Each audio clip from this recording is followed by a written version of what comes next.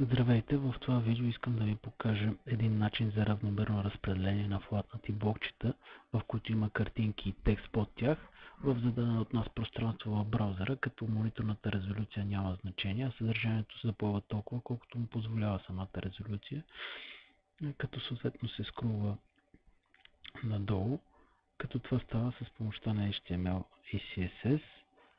Не за съвсем начинащи, но за хора, които имат така някакви основни познания по HTML и CSS, не е никакъв проблем. Просто сваляте си файловете от работните файла над видеото, което гледате в момента, разгледайте си ги и няма да имате никакви проблеми. Какво е хитрото при това разпределение? Хитрото е това, че автоматично съдържанието се преподрежда в зависимост от резолюцията и се получава се нещо подобно ето на този сайт, който е добре известен на всички нас. Само че при този код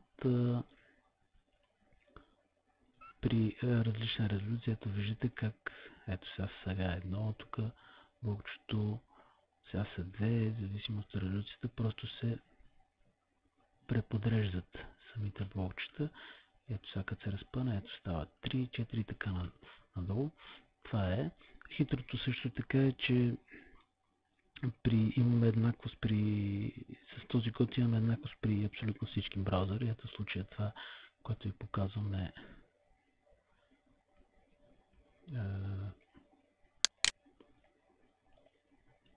Internet Explorer 7. Ето, малко неудобно за показване.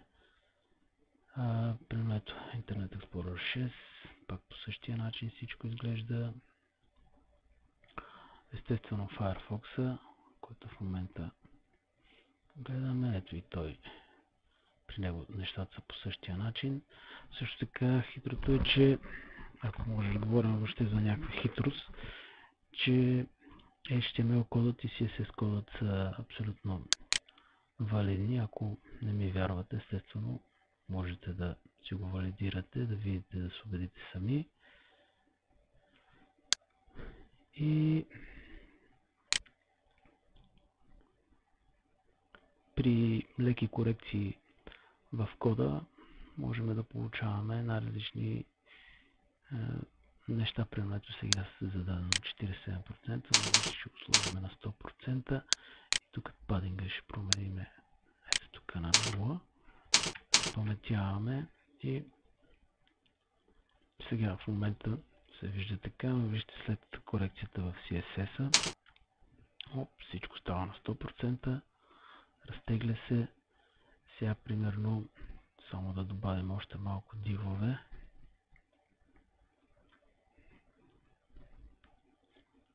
За да видите разликата. Така, ето.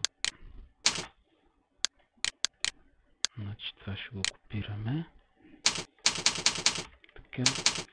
И запаметяваме. И сега примерно даваме, ето.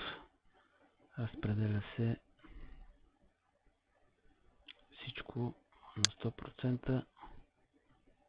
Само че ще трябва да си го видите вие по-добре, като си свалите файлчетата, защото така тук места постоянно, това екранчето за запис е малко и не знам дали разбирате точно какво става. Ето вижте как след корекцията в CSS-а, как се разляса в целия браузър сайта, всичко си се подреди както трябва да бъде. Вижте, сега ще върна както беше преди малко. Така. Още малко ще трябва да...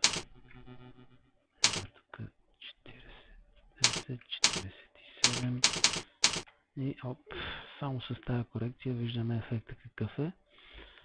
И това беше, значи съвета ми пак свалете си файловете и експериментирайте си и ще разберете точно за какво става въпрос. Благодаря ви.